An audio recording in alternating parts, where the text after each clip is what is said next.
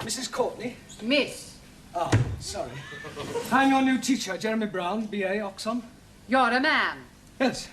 Well, this is most unsatisfactory. This won't do at all. Well, I assure you my credentials are impeccable. Academically, perhaps. I'm talking about sex.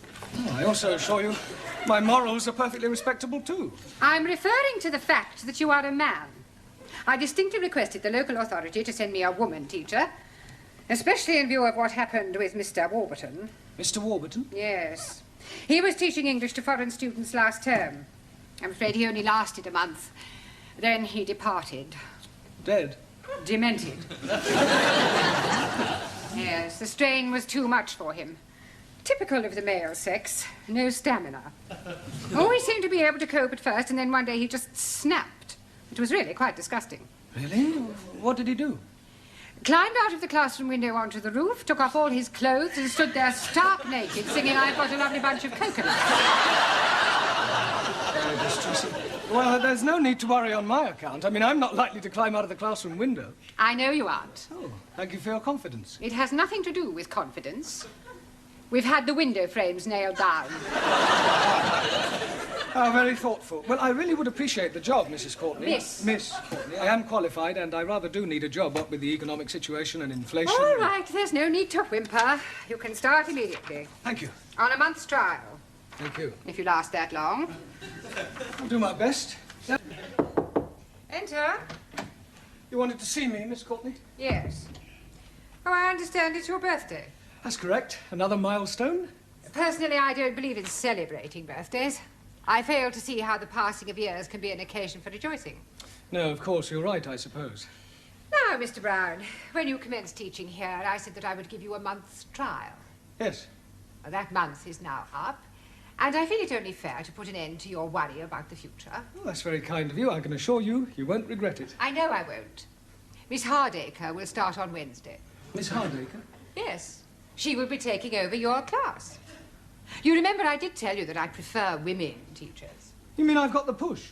Well, let us just say that we no longer require your services. I feel that Miss Hardacre will be much more suitable. Now, please, quiet. It is really no concern of yours. I'm sure that you will find Miss Hardacre more than efficient. And after all, a woman can do everything a man can do. Not everything. I was speaking academically. Excuse me, Miss Courtney. There's a person out here who wants to see you. What sort of person? Well, I'm not sure. Miss Courtney? Yes? Hardacre. Oh. I thought they were sending me a woman. I am a woman. Mr. Brown, your students have been at it again. What? Not more graffiti? No, not this time. Read this. Young virile male student wishes to meet nice lady from cookery class for evenings of mutual pleasure. Apply Maximilian Papandreou. Kindly inform Mr. Papandreou that the notice board is for official notices and not for procuring young women. Right. I'm sure his intentions were quite innocent. Evenings of mutual pleasure? Yes, well, he probably only wanted her to whip up an omelette. Well, tell him to whip up his own omelettes. Right, I'll have a word with him. See that you do. Well, there's nothing wrong in getting married. You ought to try it. I am perfectly happy as I am, thank you. Miss Courtney? Yes. Can I be a bit personal? If you must. Have you never been with a man?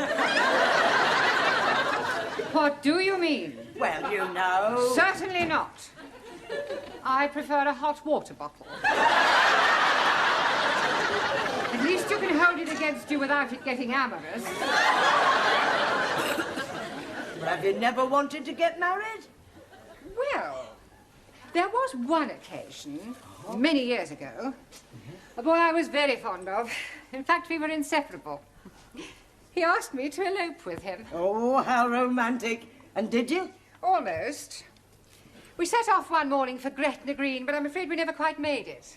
How far did you get? Golders Green.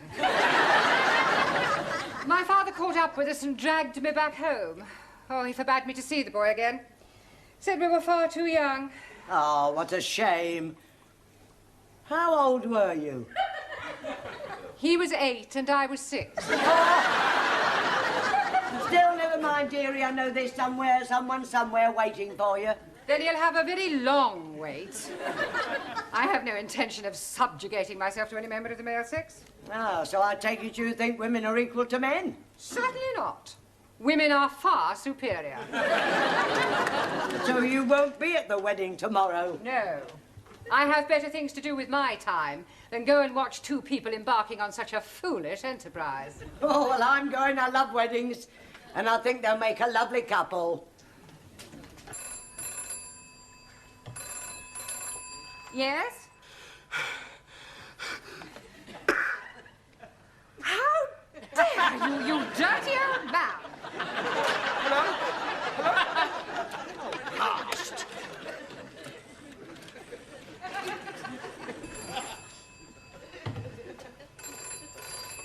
Hello. Hello. Whoever you are, you ought to be ashamed of yourself. It's me, Jeremy Brown. Well, what are you doing, making obscene phone calls? I'm in bed with Flo. In bed with who? Flo? Well, this is most inconvenient. Typical of the weaker sex.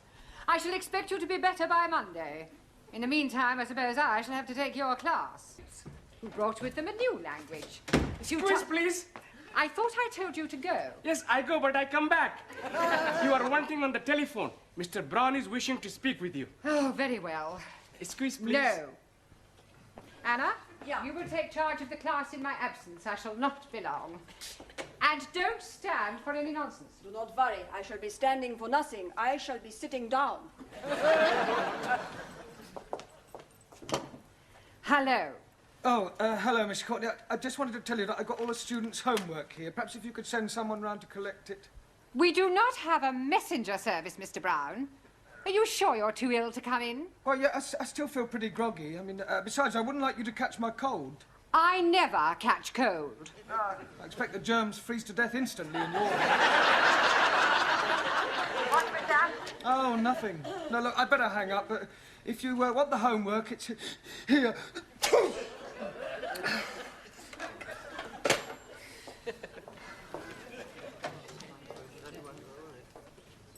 And where is everybody?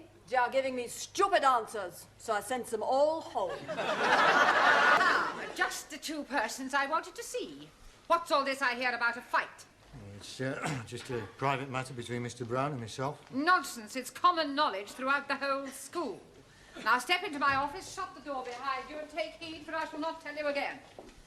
I will not have members of my staff brawling in public. I absolutely forbid it. You do? Most definitely. Oh, good. I mean, what a pity. I was quite looking forward to it. That's not the impression I got. Do you mean to tell me that you were actually looking forward to this fight? Oh, yes. Besides, there was a point of honour at stake. What point of honour? Well, this person insulted Miss Danielle Favre. He forced his attentions on her. I see. Male chauvinism, eh, Mr. Jarvis? Well, why not? Women like to be dominated. Nonsense. Oh, come now, Miss Courtney. Man is by nature the hunter. Oh, well, this puts an entirely different complexion on the matter. It does? Yes. Much as I abhor fighting, I feel that under the circumstances, perhaps your motives were justified. So, we can have our little punch-up in the yard. Certainly not. Oh, thank goodness. You will settle your differences in a much more civilized and sporting manner. Oh, I quite agree. How about a game of chess? The school has a perfectly good gymnasium. If you must knock each other about, I suggest you do it there tomorrow night after class. What did the man say, Miss Courtney? The man said you only ordered one coach. It's not true. I definitely ordered 2 coaches. Typical male inefficiency.